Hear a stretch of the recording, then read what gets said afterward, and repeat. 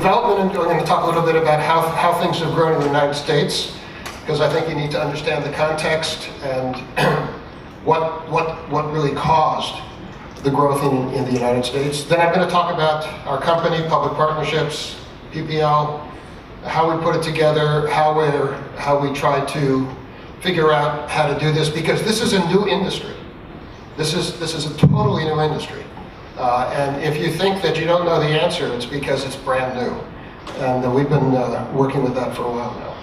And then I want to talk about how do you manage growth and quality together. So and this might be a little boring for some of you, but I'm going to go through it because it's important to understand, and there's probably some similarities for New Zealand. It really started back in the early 90s. There was something in the States called the Americans with Disabilities Act, the ADA Act, in 1991.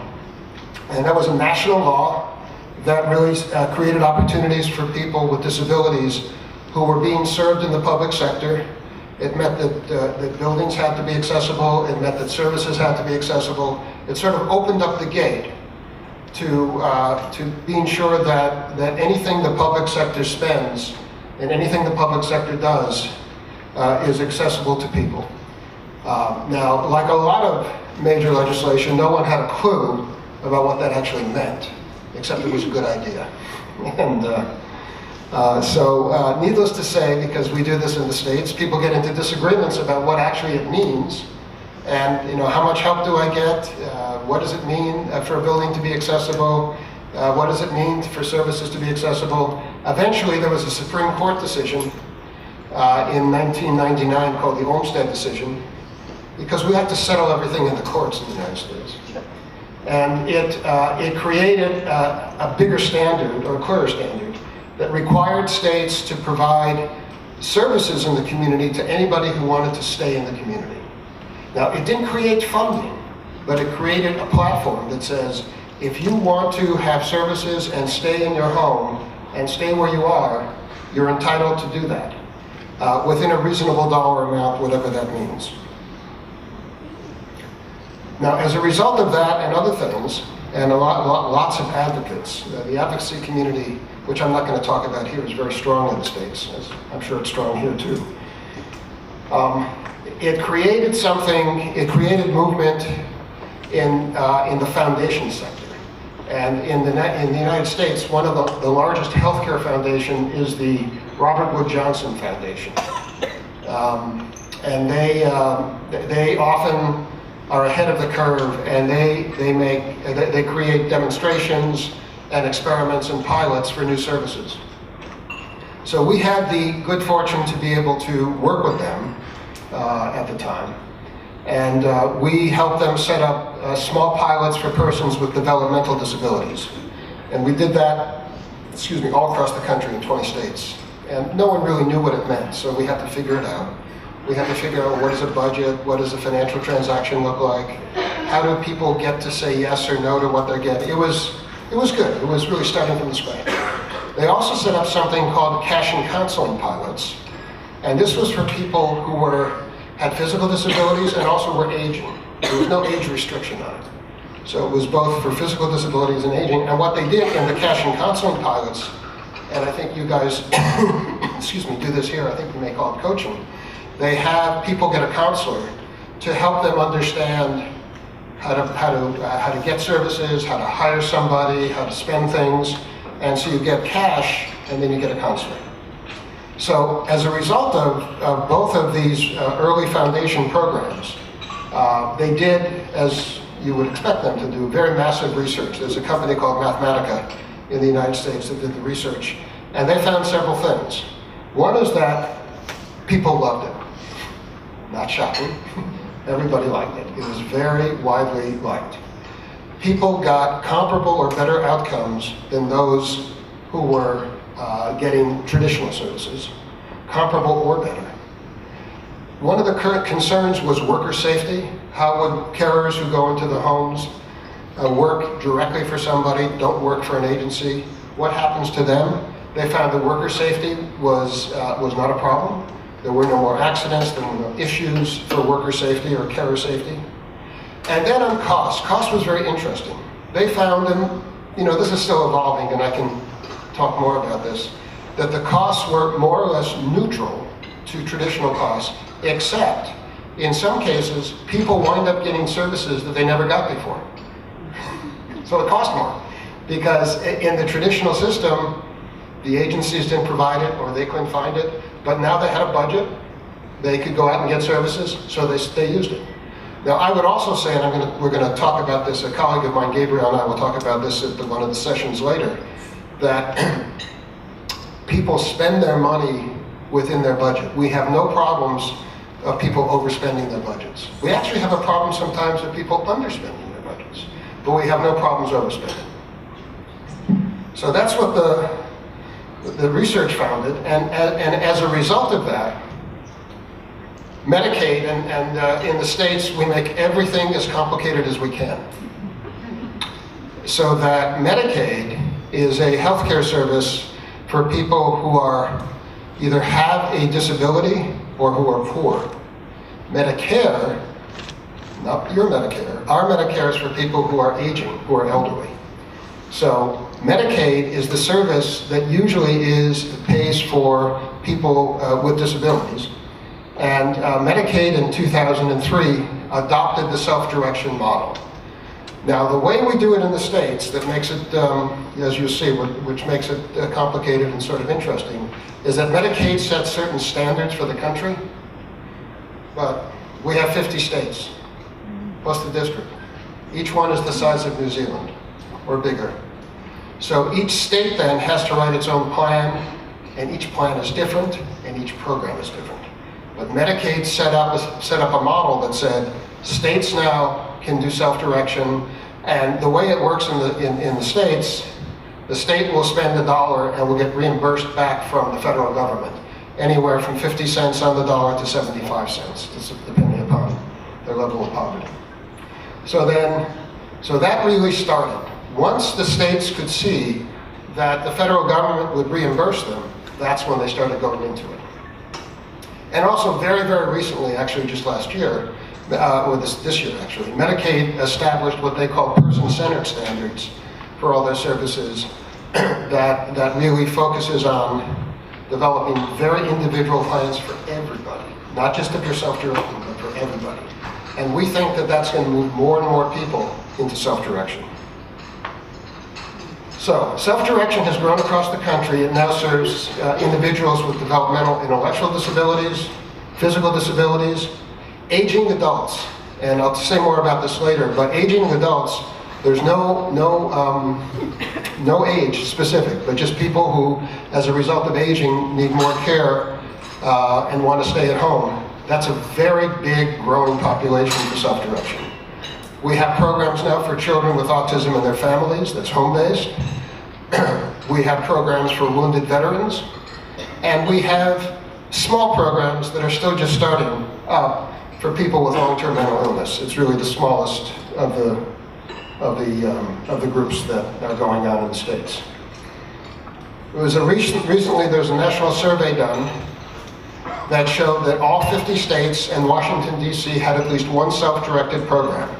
And when I say one, the way it gets set up in the states, as you could see on the previous slide, there are different population groups we talk about. So a state may have 2, 3, 4 programs, each serving a different population group, each having slightly different rules. That's the way it works. We have, across the country, a little over 1 million people self-directing across the whole country. And programs vary in size, but many of them continue to grow at 10 to 15% a year. And I think that will continue because of the person-centered planning focus and because all the results are good. I just laid out some of the states that, for those of you who have been to the states or know about them, these are the states that have made the biggest investments in self-direction. California, Washington, Oregon, Illinois, Wisconsin, West Virginia, Pennsylvania, and Virginia. So it really, what's interesting to me about this is that these are states all across the country. And from a political point of view, some of them you would say are sort of liberal states, like a California or a Washington, but some you would say are sort of a conservative state, like a West Virginia or Virginia. And actually, I should have put Tennessee down here, which is also a conservative state. So one of the things that's really, and this is important in a country of our size and our diversity, that's really important is that states of all different kinds have taken advantage of this. This has really cut across all the political boundaries. Now, one of the things, and we've talked a little bit about this, Marcia and I have talked a little bit about this, is that, well, how many people actually enroll? Now, like in New Zealand, enrollment is voluntary. You gotta wanna do it, which I think is good, because as I think most of you know, to do it, it takes work. It takes effort, it takes a commitment, so it's voluntary. So in some states, there's been a really big push. The advocates are really strong, and there's been more of a push in other states that haven't. But another thing is the use of technology. That if you're going to scale up and serve 5,000, 10,000, 15,000, 20,000 people in a program, you gotta have technology. You don't write everything down, guys. So technology is important. We are, in some states, we're called a financial manager. We do both financial manager and we do what we call counseling, you might call coaching. Some states we do both, some states we do one. States often hire us as the single financial manager for the state. And they go through a tender process and we win an award or don't win an award. But what happens then is that things become much more efficient. And we can work very closely with the public officials and with the participants to enroll and manage as many as possible, because there's one message and one clear policy. Support brokers, these are also coaches. States where they have really good support brokers or coaches, the program does better, the program grows well. Not every state does that. Then there's case managers. You have case managers here? They're usually a little bit more clinical and they watch it from the state's point of view. We find them actually unhelpful. I don't mean to, I'm not talking about any case managers here, but we find the case managers unhelpful in many ways, and this is why. Their backgrounds are usually clinical. I've had a case manager tell me, I'll never forget it, she said, if I wanted to be an accountant, I would have gone to accounting school. What is all this budget stuff? What is all this purchasing? What is all this figuring out how much money I have?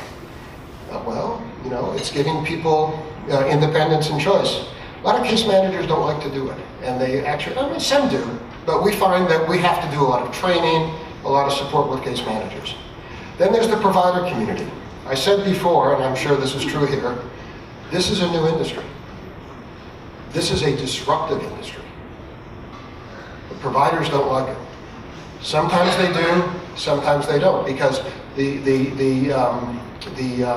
don't always dislike it, but they have to change. They have to accommodate it. They have to treat the participant like they're now in charge.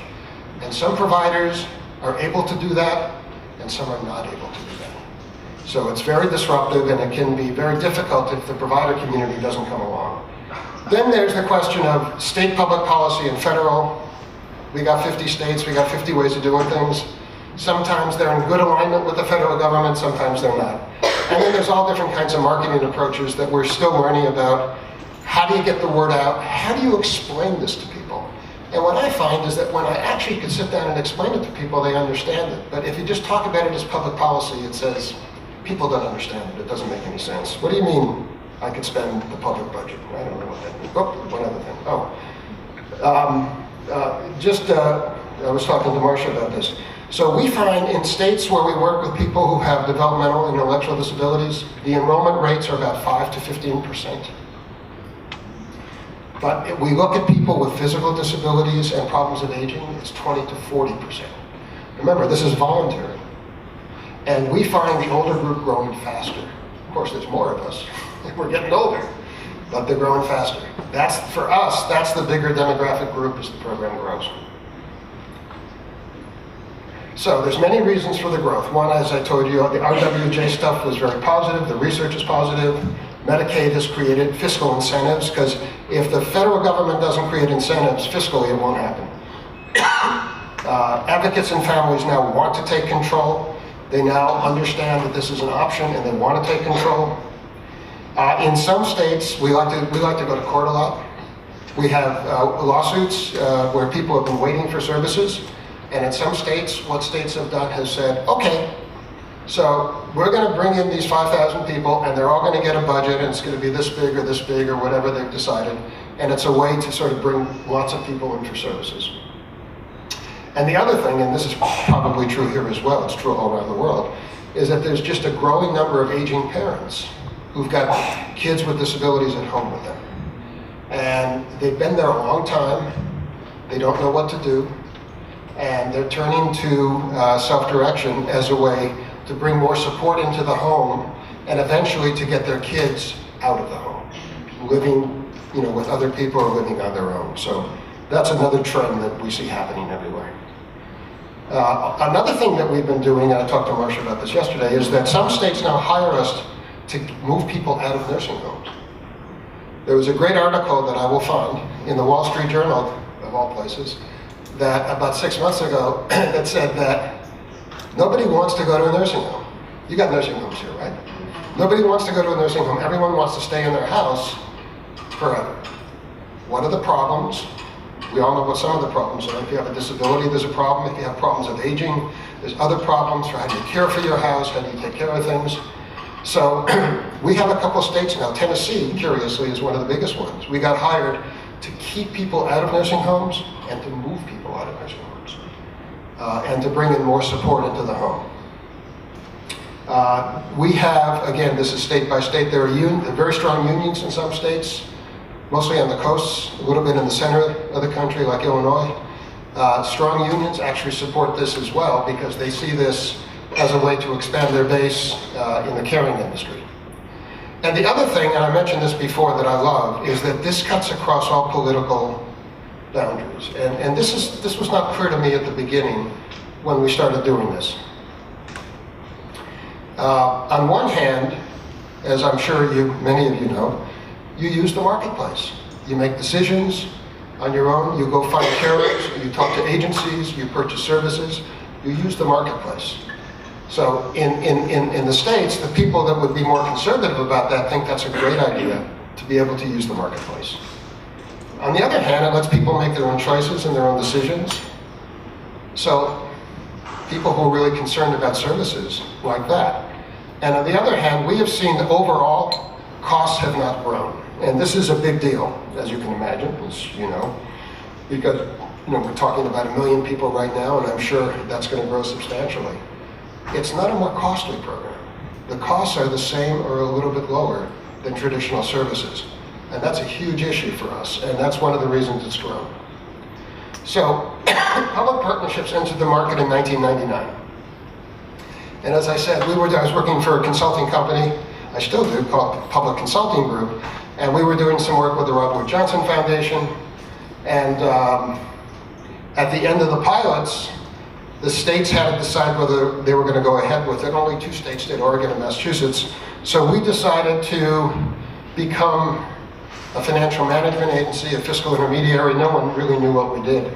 And we bid on the work and we won it in Massachusetts. And we had 200 participants who had developmental disabilities that we started off with. And we discovered from the start that the way we got those 200, these were the 200 people that hated everything they got from the state of Massachusetts. They were the unhappiest consumers you could possibly imagine. And it didn't even have to do with money. They were just unhappy. They were, even if they had a big budget, they weren't happy. So it actually was good for us because it sort of got us into the heart of, well, what is it that we're doing? I mean, well, how do we figure this out? And it's not just a technology thing, but it's a service thing and it's a support thing. And so it really got us started in a very, very good way because we had to work directly with families and their case managers and participants and figure out what it is, excuse me, what it is that they want, what can be done better. And so we sort of learned from the ground up. It was a great way to do it, even though it was a very hard year. So one of the things we decided to do when we saw this growing, because I've been in the public sector all my life, I've worked in government, had the good fortune to get fired by a governor, So I had to go out into the private market, and then went into consulting. And I said, this is a big deal. This is not just a little innovation. This is an enormous innovation. So we decided to set up a separate business, and we also looked around and we said, and this is the new industry thing, that the people who know how to do this are not working in this business right now. They're in other businesses. They're in banking. We hired an IT person out of the mutual funds industry, and because he knew how to set up systems that work day and night all around the world all the time. And he knew how to do that. You don't know that in the public sector. So we hired people there. We hired people, obviously, from the disabilities communities. We hired people who had done a lot of startup and innovations. And we made major investments in technology. Because if you want to scale, you've got to have technology. And also we needed a model that could be flexible. Because there are 50 states, there are 50 different ways of doing it, and in some states there are 2 or 3 different kinds of programs. Over time, we established offices across the country, and we really saw financial management as a way that was changing the system. It was really a way, because once you take the money and you move how it's being spent and how the decisions are made, you are changing the system. So we got very excited about that. So what do? So we created a web portal, which now I guess is probably old news, but when we created it, it wasn't old news. So people can use it online 24/7. They can do all their budgeting online, their monitoring, reporting. Carriers submit timesheets online, and they get approved online. Providers get their payments online. We also have created online apps for smartphone users because obviously more and more people use smartphones than landlines, so we wanted to be able to serve them. Some states are very concerned about fraud. Again, 50 states, 50 approaches. So we've had to, in a couple of states, we really didn't want to do this, but we had to create what is called electronic visit and verification systems. This means in your phone, you've got a GPS system in your phone. So if I go into the Egan Center here, if someone's tracking me, they'll know I'm in the Egan Center. So we actually have, in a few states, systems that will track whether or not a carrier showed up at somebody's house. We actually don't know if that's their house. We just know that they're in the building. But states want to do that, so we've done that for a couple states. We have weekly payroll, we have off-cycle payrolls, all the tax work. I'm responsible, my company's responsible, for doing all the tax work correctly for all the carriers. We're online for that. We also created debit card payments. One of the things that we discovered, I didn't know about this, but it's obviously true, is that for a lot of the carrier industry, these were not in the States. I don't know if this is true here. A lot of people didn't have bank accounts. Is that a problem here? We had about 20% of the carriers did not have bank accounts. So, right. So that means they got to get a paper check. It means they may have to pay some outrageous fee to cash the check. So we have set up debit cards that are almost have very, very tiny costs. So we set up debit cards for those people so they have their own debit card account now. In some cases, we've set up support brokers or coaches when states want us to do this. And the other thing we've done, and this was actually a big deal, I didn't realize how big a deal it was till we started it, is that we have a telephonic customer service that's actually very, very, we hired someone who actually understood this business. It's usually open 6 days a week, and now we do it in 14 languages. I didn't want to do it in 14 languages, but we had a state, Washington, who said, we want you to do live languages, customer service for people, for all the Pacific Rim countries. So I looked at the list and there were like a lot. So we do it, Russia is a Pacific Rim country. We do it in Russian, we do it in Ukrainian, we do it in Vietnamese, Laotian, Korean, Japanese. We do it in 14 languages now. Well, 14 includes English and Spanish. We've always done it in English and Spanish. So there are many benefits of self-direction from my point of view. And this is sort of the state model. There's something called agency with choice, which we do much less of now. And this is where the agency actually has the budget and does it on behalf of people. That's really going away. Most people have employer authority. They are the employer of their carriers. We support them in doing that, but they are the employer. And they can make all the decisions about scheduling and who they hire and how they make changes. Then we have what we call budget authority. It's a little bit different. Budget authority is not for carriers, but it's to purchase goods and services. They could purchase services from agencies. They could purchase services from community-based services. Could be a membership in a gym, could be public transportation. And then, in some states, you get both. You get budget authority and employer authority, so you really get a very diverse set of services that you could purchase. In order to do that, we have to set up very consumer-based centric technologies to support that. I've been talking about that, for both web-based and smartphones. In some states now, we've done some carrier training programs. In a couple of states, we've set up systems to help people find carriers or find providers, because sometimes that's a problem. And what we've seen as the results is that expenditures are managed. They don't go higher than they're supposed to be. Sometimes they're lower. There's more compliance with services. There are positive outcomes. There's satisfaction, and sometimes there's savings. And we actually don't try to get savings. We're not paid to get savings. We're just paid to provide the supports. But sometimes people say, well, I got what I needed, so I don't need. We did a study one time over 5 years. We found that people spent 87% of their budgets. And we didn't tell them to spend 87%. That's what they chose. So, the other thing, and this is my favorite statistic, is that we often do satisfaction surveys in states. It's partly about how we perform, but it's also about what people think about the program. And one of the questions I like to ask is, if you had a friend or a colleague who needed a service, would you recommend self-direction to them? 98% have said yes. There is no government program in the world that 98% of anybody thinks is a good idea for a friend or a colleague. I'm going to skip this one. This is becoming an employer. But this is, actually, let me just say one thing about this. Because we're doing some work in Australia, and this is a problem in Australia. I don't think it's a problem here. This is where we help people become the official employer of the person. We're on the fence for doing everything correctly in terms of labor laws and taxes and stuff like that, and workman's comp, but the employer is in charge, and that's a big. And we also do criminal background checks. So we're big now. We have 110,000 participants. We just won 2 more programs. We'll have 150,000 by July. Right now we pay 135,000 providers or carriers. We manage about $2.5 billion US. We're in 26 states. We have 65 programs, and we keep growing. So there's a lot to do. So here's the thing I just want to talk a little bit about at the end.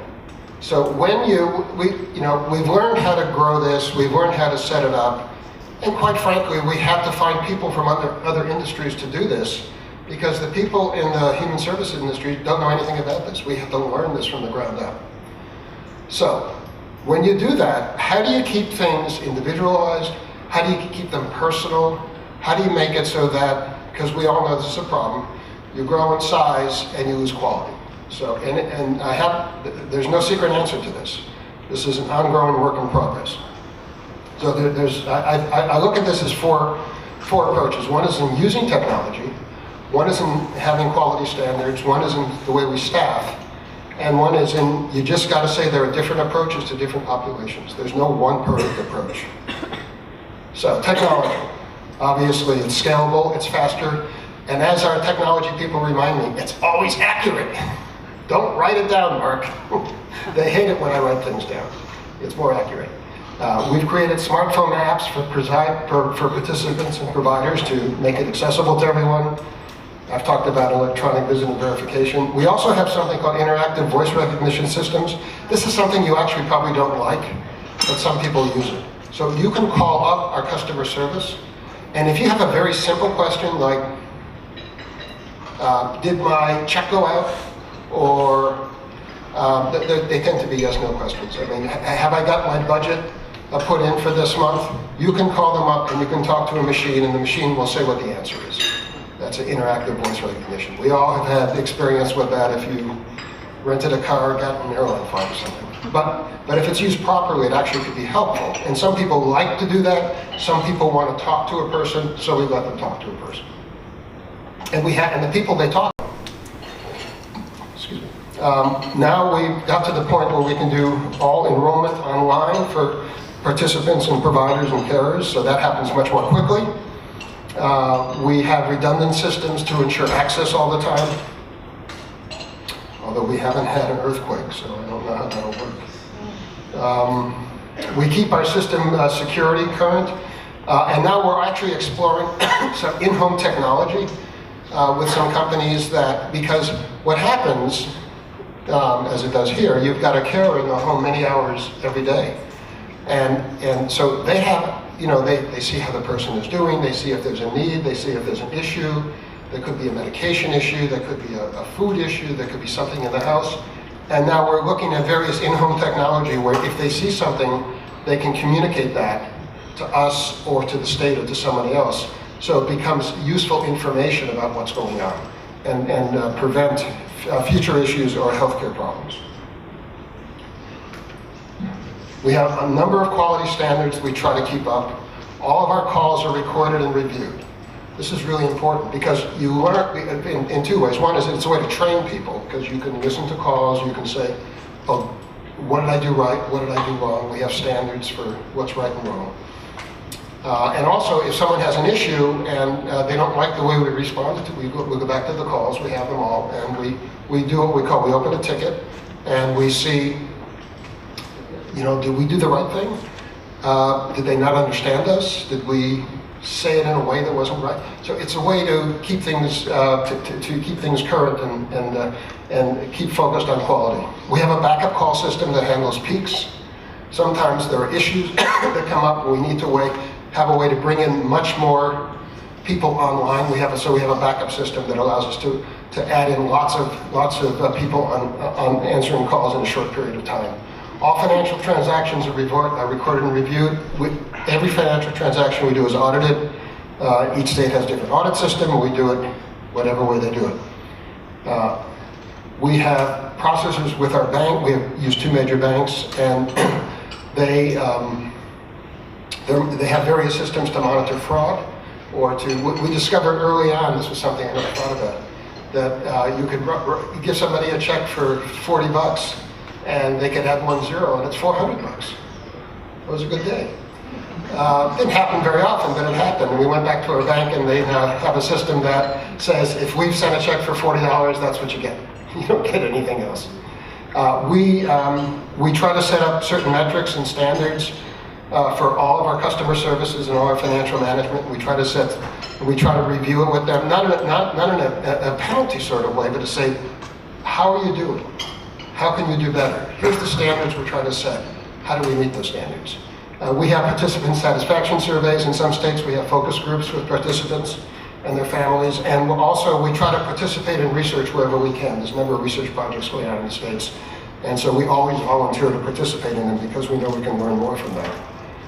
So one of the things I learned to do early in this process, if I need leaders, we overhire. We hire people who know much more than we do. I'm very comfortable hiring. In fact, I only hire people actually who know much more than I do now, so it's easy. But you have to overhire on leaders who know stuff that we are learning. We develop career paths in our system. We try to have good in-house orientation and training programs. Excuse me. We try to recruit and retain staff with disabilities. One of the things that we've been doing with some success in our customer service is we've hired people with disabilities, with various kinds of disabilities in our customer service center, and once they're trained, they know what to do. They're very good at working with folks. Another thing we try to do is get our staff all the time to meet the people that we're serving, because we're sort of the backroom function often. They often don't meet us. We try to set up situations, whether it's focus groups or outdoor meetings or events. We want people to understand, who are we helping? Who are we supporting? And they love that. Also, because we're a big company now, we've got several people who have moved across the country with us, who take different opportunities, different places.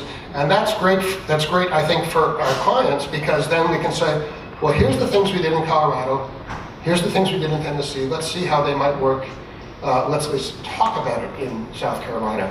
And in fact, Gabrielle Steckman, who's here, has gone from Colorado to Australia. So, although she's still in Colorado too. So that it's a nice way to sort of breed more information and learning as we go on. And we create bonus opportunities. If people have really good performance, we acknowledge that. And lastly, there are local approaches. We have national models, but we have to adapt them everywhere. And we're very conscious about adapting it. One of the things we learned a long time ago was to set up risk pools. Things don't always go right? Budgets don't always happen perfectly.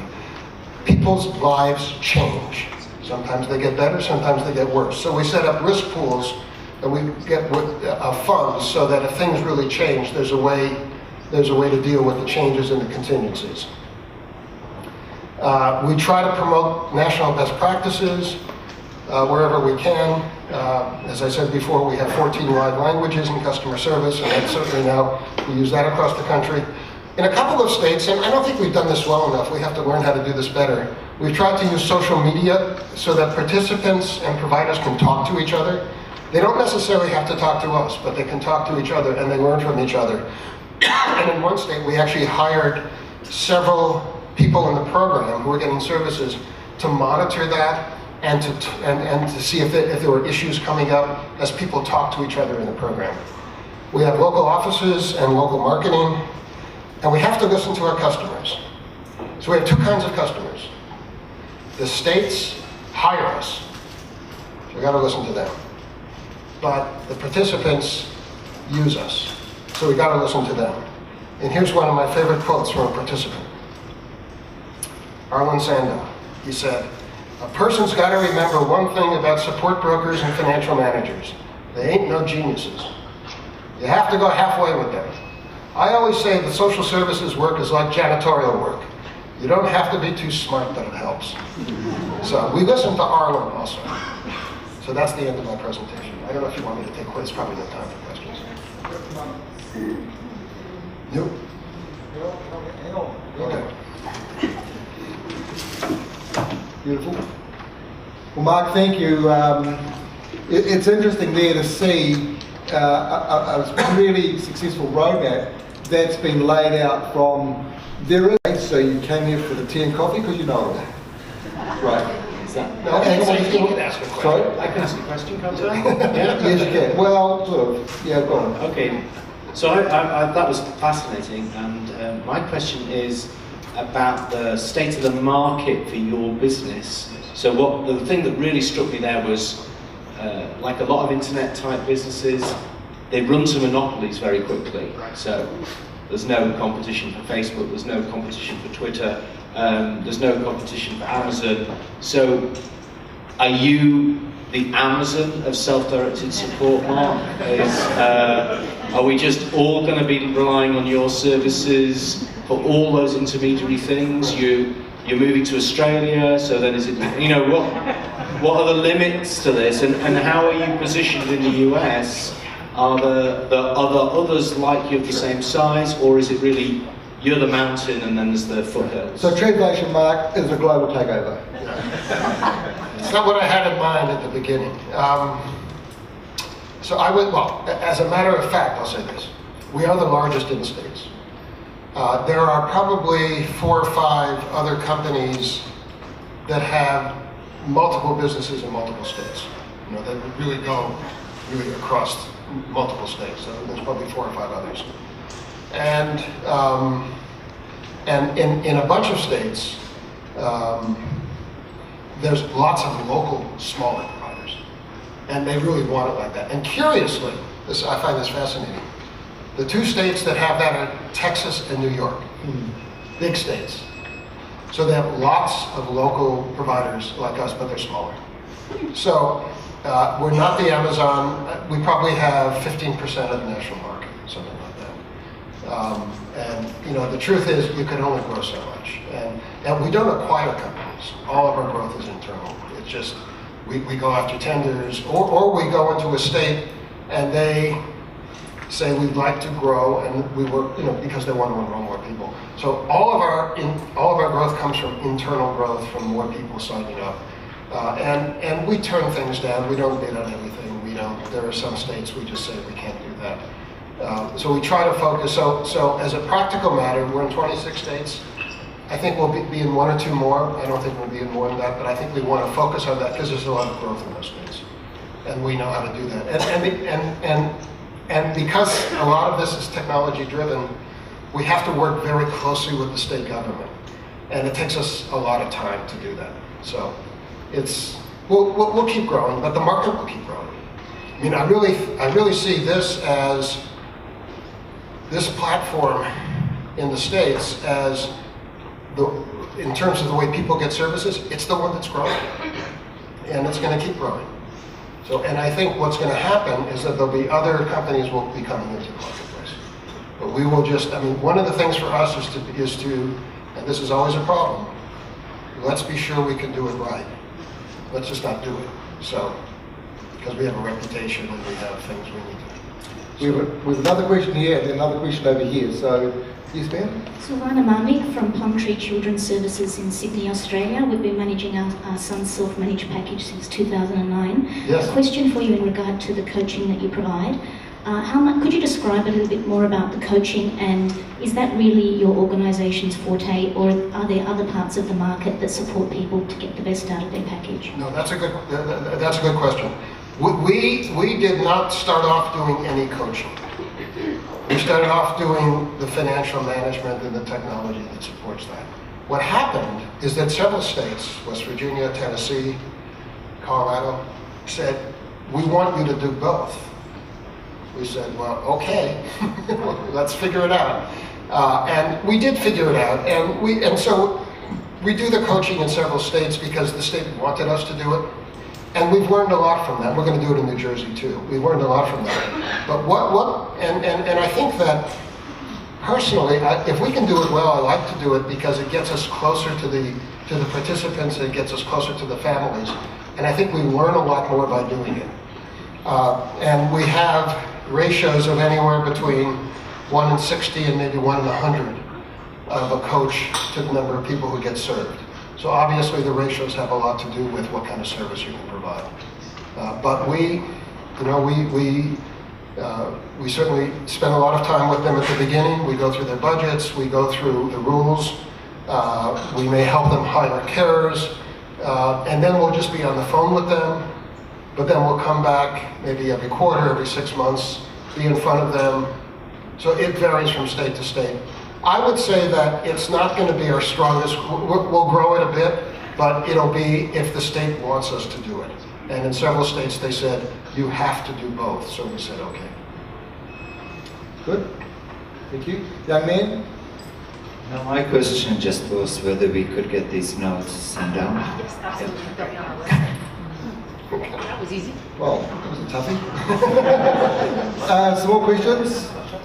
Please just put your hand up. Thank you. Lovely, thank you. I'm Kathy, I work for a needs assessment agency here in New Zealand.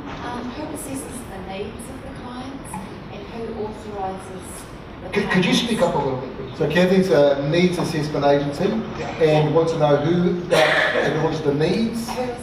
Who assesses the needs for the clients? Okay. So we never get involved in needs assessment.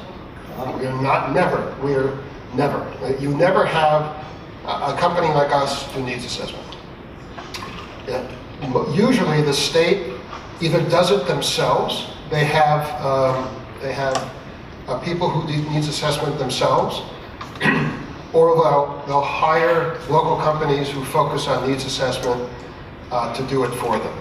We never get involved. We deal with them after they go through a needs assessment and after they have a budget or an allocation of services and supports that we help them manage. But we're never involved in that part. And I think that's true in every state. They make that distinction for obvious reasons.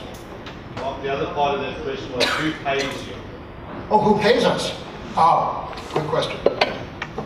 In almost every case, it's the state government that pays us. We are seen, and this is important, We are seen as an administrative service of the state government.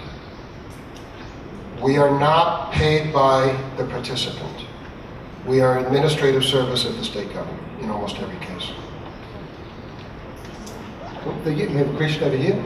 Hi, you put out facts on the screen. It says utilization of the service by intellectually disabled people are 5 to 10%. Is that 5 to 10 of the time or 5 to 10 of population? It's 5. I meant to say 5 to 15, but it's 5 to 15% of the people who have developmental disabilities who are being served by the state that have chosen to do it this way. Is that good news? I don't think so. I think it still started. So I don't think it's good news, but I think that, to me, what's interesting about that is that it's as low as 5 and as high as 15.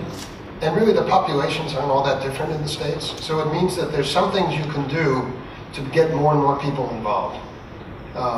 But as I said before, the fastest growing population are the people who are aging, because that's the biggest group demographically in the country. And people want to stay at home and stay in their communities. So Marc, if you're growing, if your organisation is growing, is there a reduction within the public sector, or are you breaking new ground? Is there? So if it was delivered via state services before, you're a private organisation. Yeah. Are you reducing state services? Well, in some cases, it's a good question, because there's a couple answers. In a couple of cases, states have brought us in to really take over systems that they developed, and they couldn't expand it.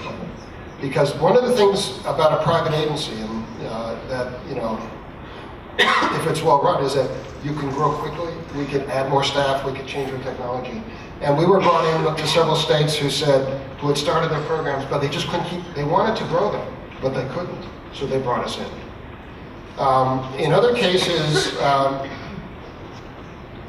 I would say over time, there's a bit of a movement towards privatization in these services. So in some cases over time, there's more privatization. But the other thing, and we've talked about this here, is that this is a new sector developing. It's not like we're taking it over from someone. No one was doing this. So this is really a new service and a new sector that's developing. And we're entering that vacuum that exists. That's outstanding. We have a question over here, and we'll take one more after that if we've got one more. Yes? I'm Gabby, I'm an autistic South advocate, and my question is around how, in what ways is America and the laws over there supporting, moderately to severely autistic individuals and other users that are argumentative and alternative communicators to actually use the individualized model over there without having to use an agent, because a lot of us, we can make decisions, but it takes longer, and a lot of us need that extra support, and we shouldn't have to pay for that extra support to help us make a decision. And in New Zealand, I see quite a lot of gaps in that area. A lot of people cannot go down the IF track without an agent, and we want to actually see that changed. So, yeah. That's a good question. So I hate to be redundant, but it really varies from state. Some states are going very far down the track, and some states really haven't started. So that we work with several states on programs for people with autism. They tend more to be with kids and younger people. There's not that many specified programs for adults yet. So I think we're just beginning. I don't, and it's not to say it's bad, it just really is just starting. And that's why I think this is going to grow, exactly because of that, because there are people who will come and say, this is what I need. I know what I need. This is the way I need to have it done, and this is the supports I need. That's just starting for adults with autism in the States. The programs that we're involved in, for the most part, are with kids. But, it's going to expand. But it's just starting. That's why I think that this platform for the way services are delivered is going to grow and grow, because it can meet individual needs better than almost any other approach. but it really is just starting.